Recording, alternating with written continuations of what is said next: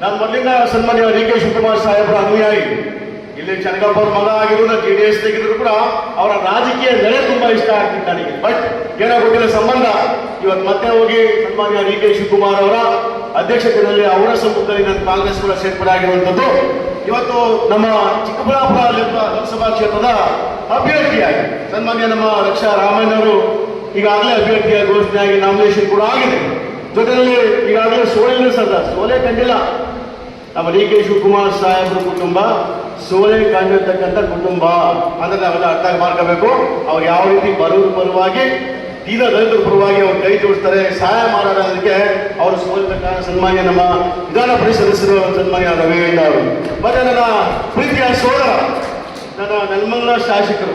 ನಾನು ನಮ್ಮ ಸೀರೆಗೆ ಹೇಳ್ತಿದ್ದೆ, ನಿಮ್ದು ತೋರಿಸಿರೋ ಈಗ ನೋಡಪ್ಪ ಇನ್ನೂ ವರ್ಷಕ್ಕೆ MLA ಆಗಬೇಕು, ಯಾರು ತಲೆ ಕೆಡ್ಸ್ಕೊಬೇಡ, ಯಾವ ರೋಡಲ್ಲಿ ನಾಯಿಗಳು ಬದುಕು ತಲೆ ಕೆಡ್ಸ್ಕೊಬೇಡ ಅಂತ ಟೈಮ್ ಬಂದಾಗ ನಾವು ನಿಮ್ಮ ಪರ ನಿಂತ್ಕೊತೀವಿ, ನುಗ್ಗಪ್ಪ ಅಂತ ಮನೆ ಸೀನಿಗೆ ಫೋನ್ ಹಾಕಿದೆ ನಾನು ನಮ್ಮ ಸೋನಿಗೆ.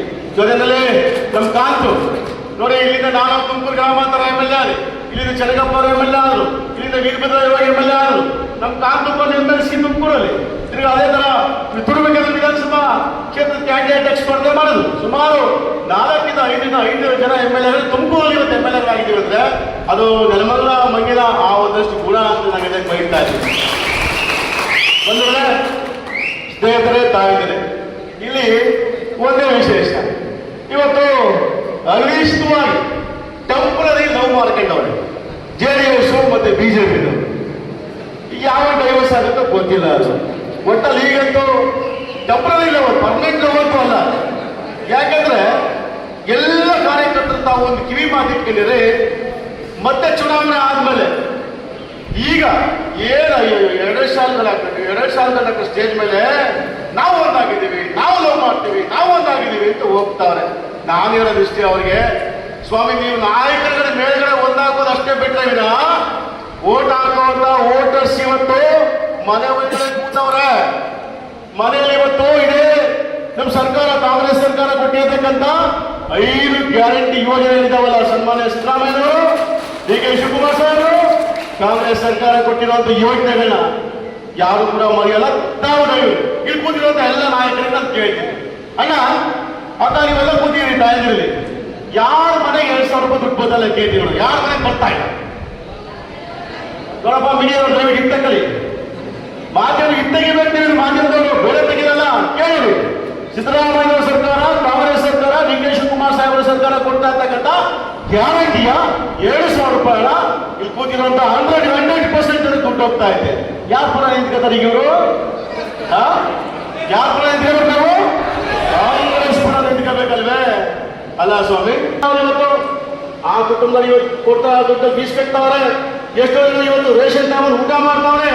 ಎಷ್ಟೋ ಜನ ತಂದೆ ಗಂಡನಿಗೆ ಮೆಡಿಸಿನ್ಸ್ ಕೊಡ್ಸಕ್ಕಾಗ್ತಕ್ಕಂಥ ಇವತ್ತು ಅದೇ ದುಡ್ಡಿಂದ ನಂಬ್ಕೊಂಡು ಮೆಡಿಸಿನ್ಸ್ ಕೊಡ್ಸು ತನ್ನ ಗಂಡನ ಉಳಿಸ್ಕೊತಾವ್ರೆ. ಆಯ್ತಾರ, ಎರಡನೇದು ಯಾರ ಮನೆ ಕರೆಂಟ್ ಕಟ್ಟಿದ್ದೀವಿ 89 ತಿಂಗಳಿಂದ ಕಟ್ಟಿದೀವಲ್ಲ, ನಿಮಗಂತೂ ಕಷ್ಟ ತಪ್ಪೈತೆ. ಯಾಕೆ ಮನೆಗೆ ಕರೆಂಟ್ ಬಿಲ್ ಕಟ್ಟು ಅಂತ ಹೇಳಿದ್ರೆ ಗಂಡನಿಗೆ